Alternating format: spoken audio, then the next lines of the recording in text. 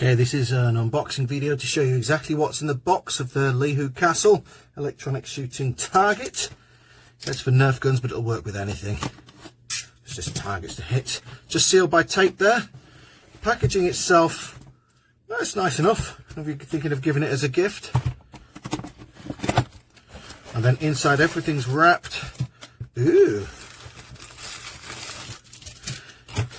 There we go. So it comes with little fairly standard sized Nerf darts.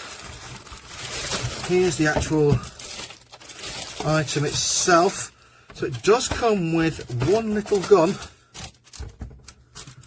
Let's just unpackage that. Can we unwrap it? There it is.